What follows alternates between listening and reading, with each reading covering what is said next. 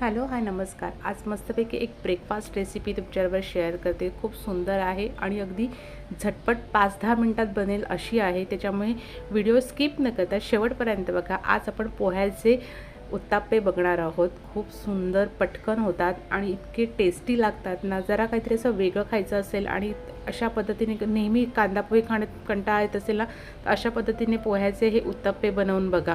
खूप छान लागतात। इथे मेजरिंग कपचे 1 कप पोहे घेतलेले आहेत।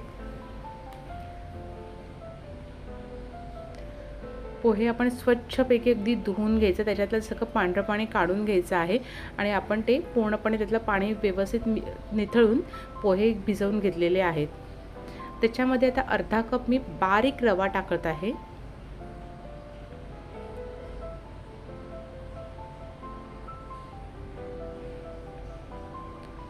अर्धा कप दही टाकायचं आहे त्याच्यामध्ये। आता दह्याच्याच भांड्यात मी अर्धा कप पाणी घेतलेलं आहे। आता ह्यातलं आधी थोडंसं पाणी आपण त्याच्यात टाकूया, एकदम पाणी टाकू नका तुम्ही। आणि आपल्याला मिक्सरला ना एकदम असा डोशाचा वगैरे बॅटर असतो तशा पद्धतीने आपल्याला तो करून घ्यायचा आहे। पाणी लागेल तसं उरलेलं त्या अर्ध्या कपमधलं आपण टाकून घेणार आहोत। असं मी आधी एकदम टाकलं तर कधी कधी पातळ होऊ शकतं, म्हणून लागेल तसं टाकत टाकत मला अर्धा कप पूर्णपणे पाणी त्याच्यात लागलेलं आहे। आणि हे अशा पद्धतीने आपण आपला बॅटर करून घेतलेला आहे। पोहे छानपैकी मिक्सरला आपण बारीक करून घेतलेले आहेत आणि असं एक स्मूथ बॅटर आपलं तयार झालेलं आहे। आता त्याच्यामध्ये थोडेसे आपल्या ज्या घरात काही भाज्या असतील त्याच्यामधल्या टाकायचे। इथे मी बारीक चिरलेला कांदा थोडा टाकला आहे, हिरवी मिरची थोडी टाकलेली आहे, थोडासा टोमॅटो घेतलेला आहे आणि थोडी सिमला मिरची घेतलेली आहे। अगदी जराच्या क्वांटिटीमध्ये सगळं घेतलेलं आहे। ह्याच्यातलं जे काही तुम्हाला कमी जास्त करायचं असेल तसं तुम्ही स्किप करू शकता।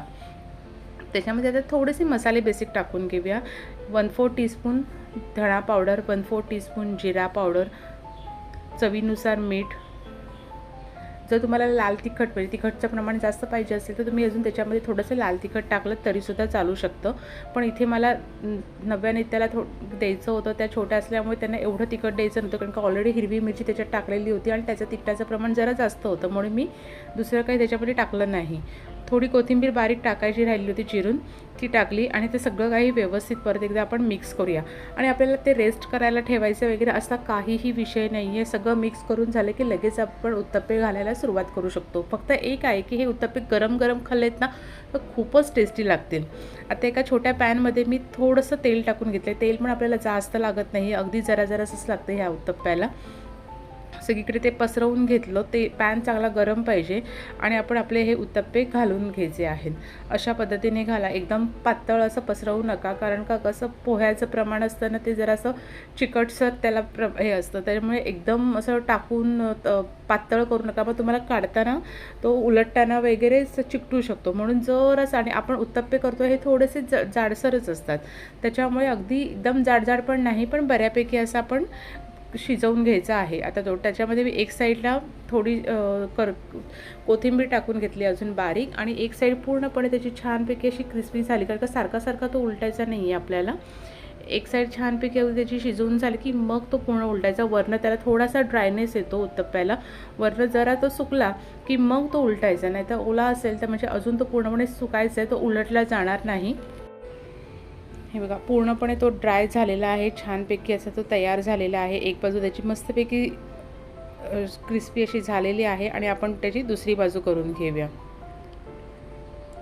आणि थोडा जरा एकदम पण हाय फ्लेम नाही, पण बऱ्यापैकी मीडियम आणि हायच्या मध्ये जराशी ठेवली ना फ्लेम की बरोबर छान पटापट होतात ते।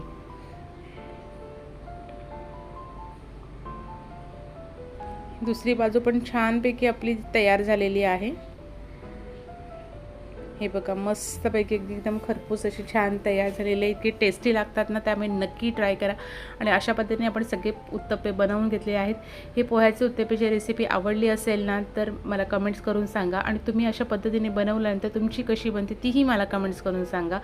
आणि चॅनलवर नवीन चॅनल अजून सबस्क्राईब केलं नसेल तर लवकरात लवकर चॅनलसुद्धा सबस्क्राईब करा आणि आवडत्या व्यक्तींना ही रेसिपी शेअर करा आणि त्यांनासुद्धा ट्राय करायला सांगा। चला तर भेटूया नवीन रेसिपी नवीन व्हिडिओसोबत। तोपर्यंत हा कसा वाटला व्हिडिओ मला नक्की कमेंट्स करा। थँक्यू।